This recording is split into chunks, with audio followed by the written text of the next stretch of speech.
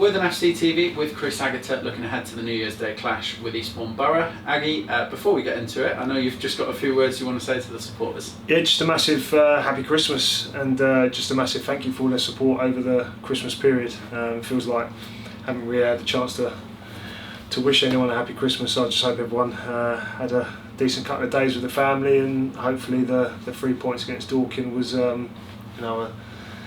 a great present to add on top of all the other bits and pieces that no doubt everyone got. So yeah, no, just Merry Christmas and thank you for your support. And looking at that game against Dorking, you've had a chance to watch it back. What were your thoughts, and what are your thoughts having rewatched it? Yeah, I mean more of the same really. I think first half we were better than what I thought. Other than the first perhaps 5 minutes of the first half, I thought we were on top. We created some great chances. They had a few, but they're obviously going to do that at a very good side. But in the main, I felt we controlled large chunks of the first half and deserved the lead. And I thought we were the dominant side up until we went 11v10. Then, as we said on the day, just felt. We got caught half and half a little bit. We're obviously on the verge of a really big result against a rival, and I think a bit of nerves and anxiety crept into our game. Didn't know whether to stick or twist. I think if we were a bit more aggressive and front foot, we could have gone 3-4-5. Genuinely believe that, but we ended up forgetting how to pass the ball 5 yards and didn't find any rhythm, any control, and we ended up find ourselves in a situation where we were under the pump against 10 men, a very good 10 men. Credit to Dorking, very good side, threats all over the pitch. Yeah, like I said, on the day of the game, anyone that finishes above them or Bournemouth will be there or thereabouts. So yeah, it was frustrating, the second half, but there was a certain amount of pride as well, because I thought we dug in and we done the ugly stuff well. I think there was definitely an approach from Dorking where they were going to try and be an aggressive, robust side with us. I think they were very physical with us, and I think that was certainly a deliberate approach. Tried to definitely ruffle our feathers, which is obviously their prerogative, and I'm just pleased with how we stood up to it and ultimately matched it. So. Yeah, mixed feelings. Obviously delighted with the 3 points, but we know that we're going to have to improve if we're going to continue to put points on the board. Talked about putting points on the board, and you've put 13 out of a possible 15. Yeah. The mood in the camp must be pretty good right now. Yeah, it is. It is. We're positive, but again, we're not deluded. I mean, and I think that's what's exciting. Is there's a feeling that. We're nowhere near where we want to be, but we've kept putting points on the board despite being short of our best. So we know that we need to improve.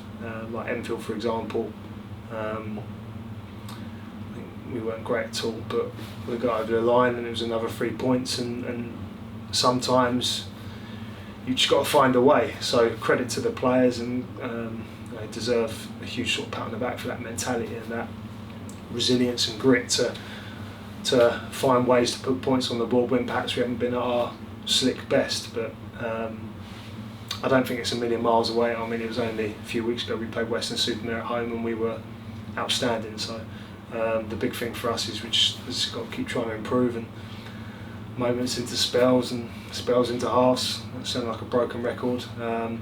But we're getting there, and as I said, we're competing at the top end of the table. I mean, halfway point, 2 points off top, and nowhere near our best. I think it's a pretty positive situation to be in. Eastbourne Borough, your opponents on New Year's Day. How do you assess them? Very well organised, very well led by Adam Murray. He's done a superb job there. They're a big, powerful side, very good from set pieces. They do the basics incredibly well. They're very efficient, very functional, as I said, very well organised and very well coached. So they've got some decent individual players as well. So it's clear to see why they are where they're at in the league table. Obviously full time as well, and I think you can see at the top end of the table now. I think it's us and one other that's in the playoffs that's part time. So everyone else is full time. So there's a reason for that, and obviously Eastbourne Borough being full time, they'll come down there very well drilled, very well organised, and it will be a really tough test. But it's one that we look forward to, and it's one that, as we always say with the players that we've got, they relish the big games, and that's why the Dorking game was less of a worry or concern than the Enfield game, because I just knew what the players would produce against Dorking, and same again with Eastbourne Borough. It's a big game against a rival in front of hopefully a massive home support. So it's going to be a exciting game, great atmosphere, and well, I'm sure the players will relish. Looking at the squad you have available, who is available and who might miss out? Tommy Willard's still, he's had another setback, which is frustrating, because we were hoping to land on our feet with obviously Kano going and then Tommy Willard hopefully returning around the same time, but it doesn't look like that's going to be the case. So he's unavailable. Mo Fowle has got an ankle knock. Jack Spong's got an ankle knock. So we're having a look tonight to assess and then see where we're at. But in the main, we're in pretty good shape. And just Alfie Young? Alf, yeah. Alf looks like it could be a bit longer term. So January is definitely a write-off for Alf, which is very disappointing. So yeah, January at least for Alf. We don't know the full extent of the knee injury, but it doesn't look too clever. It's not obviously as severe as a Taylor Seymour situation, but it's still bad enough for us to be very frustrated by it. Thanks, Eddie. No worries.